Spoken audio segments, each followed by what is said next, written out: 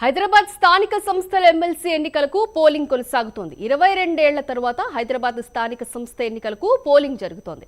April 25న ఫలితాలు ప్రకటించనున్నారు. హైదరాబాద్ స్థానిక సంస్థల ఎమ్మెల్సీ ఎన్నికల్లో పలు పార్టీలకు చెందిన ఎంపీలు, ఎమ్మెల్యేలు, ఎమ్మెల్సీలు ఓటు హక్కును వినియోగించుకుంటున్నారు.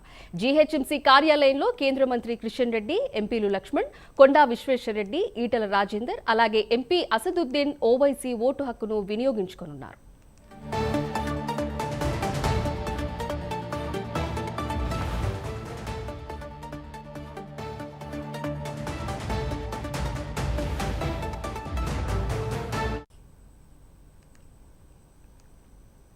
హైదరాబాద్ స్థానిక సంస్థల ఎమ్మెల్సీ ఎన్నికలకు పోలింగ్ కొనసాగుతోంది. 22 ఏళ్ల తర్వాత హైదరాబాద్ స్థానిక సంస్థ ఎన్నికలకు పోలింగ్ జరుగుతోంది. ఏప్రిల్ 25న ఫలితాలు ప్రకటించనున్నారు. దీని గురించి మరింత సమాచారం మా ప్రతినిధి అజీం అందిస్తారు. అజీం, చెప్పండి.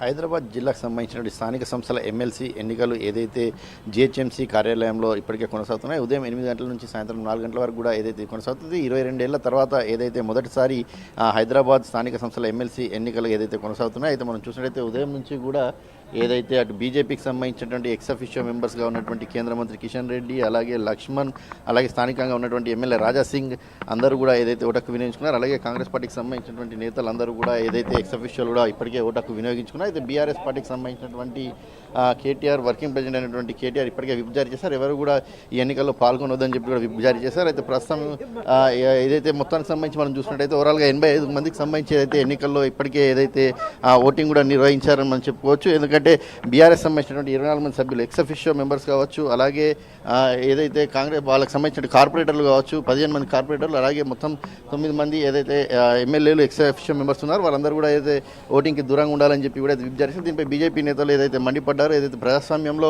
ఓటు హక్కు వినియోగించుకోవడం అందరి హక్కు, సో ఇలాంటి విప్ జారీ చేయడం ఎన్నికల నిబంధనలను ధిక్కరించడమే అవుతుందని కూడా చెప్పుకుంటూ వచ్చారు. సో ఇప్పటికే మనం చూసినట్టయితే అటు బీజేపీ అలాగే ఏదైతే ఎంఐఎం పార్టీకి సంబంధించినటువంటి ఎక్స్ అఫీషియో మెంబర్స్ 6, 9 మంది, అలాగే ఏదైతే కాంగ్రెస్ పార్టీకి సంబంధించిన ఎక్స్ అఫీషియో మెంబర్స్ అందరూ కూడా తమ ఓటు హక్కు వినియోగించారు. దాదాపు 85 మెంబర్స్ వరకు కూడా ఓటు హక్కు వినియోగించడం మనకు తెలుస్తుంది. సో మిగిలినటువంటి బీఆర్ఎస్ పార్టీకి సంబంధించినటువంటి ఎమ్మెల్యే ఎక్స్ అఫీషియో మెంబర్స్ కావచ్చు, కార్పొరేటర్లు కావచ్చు ఓటు హక్కు దూరంగా ఉంటారు. కాబట్టి దాదాపుగా ఏదైతే పోలింగ్ ముగిసినట్టే అయితే కాంగ్రెస్ పార్టీకి సంబంధించిన ఎక్స్ అఫీషియో మెంబర్ అయినటువంటి శ్రీ గణేష్ ఎమ్మెల్యే ఒకరు కూడా వచ్చి ఓటు హక్కు వినియోగించుకోవాల్సి ఉంటుంది. సో మిగతా వారందరూ కూడా ఏదైతే ఓటు హక్కు వినియోగించుకునేటువంటి పరిస్థితి మనకు కనిపిస్తుంది. సో 22 ఏళ్ల జరుగుతుంది ఎన్నిక.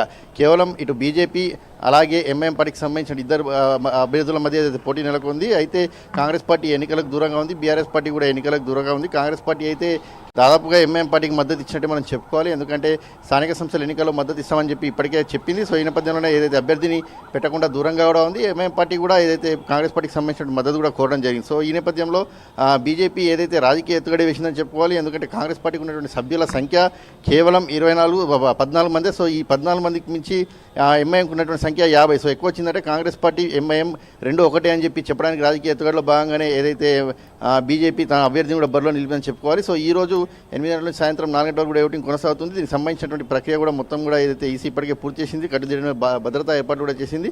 ఓవరాల్ చుట్టూ కూడా 144 సెక్షన్ కూడా విధించింది. సో దీనికి సంబంధించి సాయంత్రం 4 గంటల వరకు పోలింగ్ కొనసాగుతుంది. పోలింగ్ కొనసాగిన తర్వాత ఈ నెల 25వ తేదీన ఏదైతే ఫలితాలు కూడా వెళ్లనున్నాయి. సో దాదాపుగా ఎంఐఎం పార్టీ అభ్యర్థి అయినటువంటి హుల్ హుస్సేన్ గెలిచే అవకాశాలు ఎక్కువ కనిపిస్తున్నాయి. ఎందుకంటే సంఖ్యాపరంగా చూసుకున్నట్లయితే కూడా ఎంఐఎంకి 50 మంది ఉన్నారు. అలాగే కాంగ్రెస్ పార్టీకి సంబంధించిన ఎక్స్ అఫీషియో మెంబర్స్ కావచ్చు, అలాగే బీఆర్ఎస్ నుంచి కాంగ్రెస్ చేరినటువంటి కార్పొరేటర్లు ఎవరైతే ఉన్నారో వారందరూ కూడా దాదాపుగా ఎంఐఎం పార్టీకే ఓటు వేస్తున్నట్టు కూడా మనకు తెలుసు. సో ఈ నేపథ్యంలోనే ఖచ్చితంగా ఏదైతే ఎంఐఎం పార్టీకి సంబంధించిన అభ్యర్థి గెలిచే అవకాశాలు ఉన్నాయి. సో బీజేపీ మాత్రం కేవలం రాజకీయ ఎత్తుగడలో భాగంగానే ఏదైతే ఎన్నికల్లో బరిలోకి దిగింది, తమ అభ్యర్థిని ఏదైతే పార్టీకి సంబంధించినటువంటి ఓటు హక్కును వినియోగించుకుంటే, అలాగే అటు కాంగ్రెస్ కావచ్చు అధికార పార్టీ ఎంఐఎం కలిసి ఉన్నాయని చెప్పే విజయంలో ఏదైతే సంకేతాలు ఇచ్చే ప్రజలకు తీసుకెళ్లాలి. ఎందుకంటే రానున్నటువంటి జిహెచ్ఎంసీ ఎన్నికల్లో చాలా బీజేపీకి ఉపయోగపడుతుంది. ఎందుకంటే ఎంఐఎం కాంగ్రెస్ ఒకటే. సో వారిద్దరికి ఓటు వేస్తే లాభం లేదు, ఏదైతే బీజేపీకి వేస్తేనే లాభం అన్నట్టు చెప్పేదానికి పనికొచ్చే అంశంలోనే రాజకీయ ఎత్తుగడలో భాగంగానే ఏదైతే అటు బీజేపీ అభ్యర్థిని పెట్టింది. సో ఏదేమైనా ఈరోజు సాయంత్రం 4 గంటలకు కూడా పోలింగ్ అయితే కొనసాగుతుంది. ప్రస్తుతానికి అయితే 85 నుంచి 86 మంది సభ్యులు తమ ఓటు హక్కును కూడా వినియోగించుకున్నారు. దీంట్లో ఎంఐఎం, బీజేపీ, కాంగ్రెస్ పార్టీకి సంబంధించిన సభ్యులందరూ కూడా ఉన్నారు. అలాగే బీఆర్ఎస్ నుంచి కాంగ్రెస్ పార్టీలో చెందినటువంటి ఎమ్మెల్యే అయినటువంటి దానం నాగేందర్, అలాగే ఎమ్మెల్సీ ఎంఎస్ ప్రభాకర్ కూడా తమ ఓటు హక్కును కూడా వినియోగించుకున్నారు. సో ఈ పోలింగ్ అయితే సాయంత్రం 4 గంటల వరకు కొనసాగుతుంది. Sindhu, thank you Azeem.